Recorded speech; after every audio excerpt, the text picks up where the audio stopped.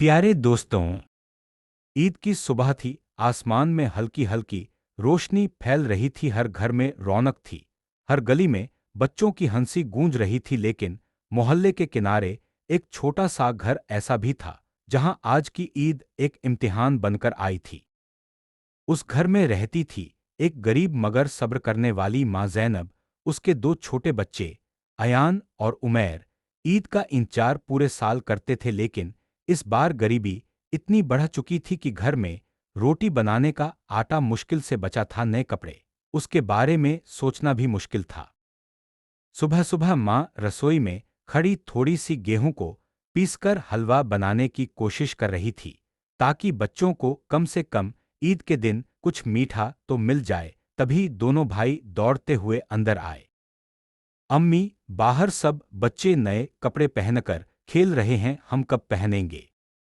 माँ थोड़ा मुस्कुराई, उनके सिर पर हाथ फेरा और बोली, बेटा, जब तुम्हारे अब्बू आएंगे ना, तब तुम्हारे लिए भी नए कपड़े आएंगे। अभी बाहर जाओ, खेलो, मैं काम निपटा लूं।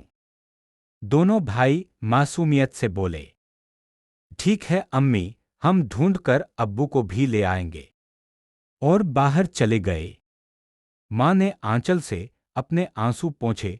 उसके पास सचमुच इतने पैसे नहीं थे कि बच्चों के लिए कपड़े खरीद सके। वह बार बार खुद को संभालने की कोशिश कर रही थी, लेकिन दिल का दर्द उसे तोड़ रहा था। कुछ देर बाद दोनों भाई वापस आए, आंखें नम, दिल टूट चुका था। अम्मी, मोहल्ले के बच्चे हमें चिढ़ा रहे हैं, कह रहे हैं कि हमारे अब्बू हमारे लिए कपड़े नहीं लाए, इसलिए हम ईद नहीं मना सकते। माँ का दिल रो पड़ा, मगर उसने फिर भी मुस्कान ओढ़कर कहा, बेटा सब्र करो, अल्लाह किसी को खाली नहीं लौटाता। और उन्हें फिर बाहर भेज दिया ताकि वह रोती हुई नजर न आए।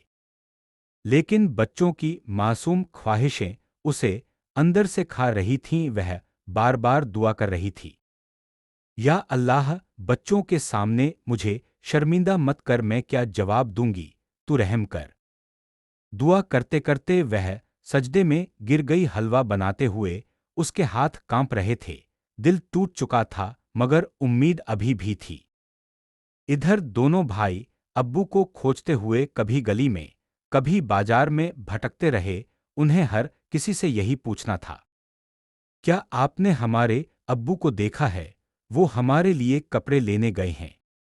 लेकिन जवाब हर बार एक ही मिलता, नहीं बेटे। थकेहारे भाई घर वापस आए।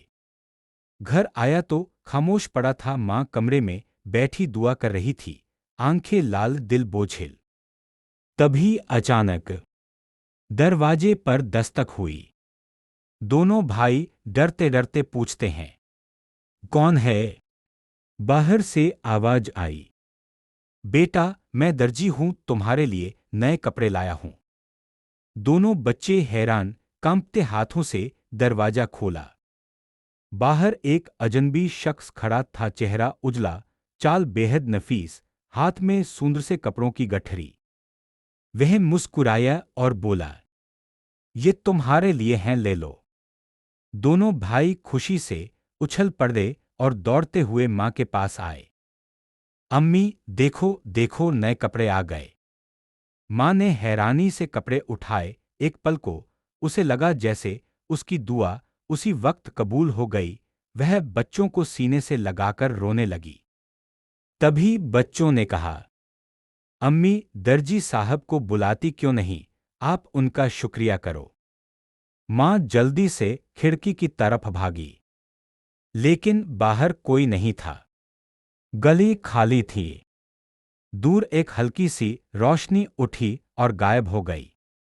माँ समझ गई, यह कोई आम इंसान नहीं था, यह अल्लाह की मदद थी जो उसकी दुआओं के जवाब में आई थी। कुछ देर बाद दरवाजे पर दूसरी दस्तक हुई। अस्सलामु अलैकुम। यह बच्चों के अब्बू थे, थके हुए, पसीने में डूबे, खाली हाथ। उन्होंने घर की हालत देखी तो रो पड़े। माँ ने मुस्कुराकर कहा, घबराइए मत, अल्लाह ने हमारी मदद कर दी। बच्चों ने नए कपड़े पहनकर ईदगाह जाने की तैयारी की। माँ उनकी आंखों में सुरमा लगा रही थी और दिल में बार बार शुक्र अदा कर रही थी। ईदगाह जाते वक्त माँ ने दोनों बच्चों को सीने से लगाकर कहा, बेटा, याद रखना, जब कोई इंसान सच्चे दिल से अल्लाह को पुकारता है तो अल्लाह कभी उसे अकेला नहीं छोड़ता। माँ की दुआ कभी खाली नहीं जाती।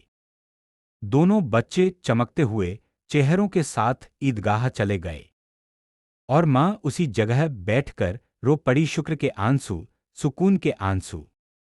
प्यारे दोस्तों, अगर एक गरीब माँ की दुआ उसकी दुनिया बदल सकती है, तो सोचिए अल्लाह आपकी दुआओं को क्यों नहीं सुनेगा। इस कहानी से एक ही सबक मिलता है, अल्लाह पर भरोसा रखो, सब्र करो और माँ की दुआ को कभी हल्का मत समझो।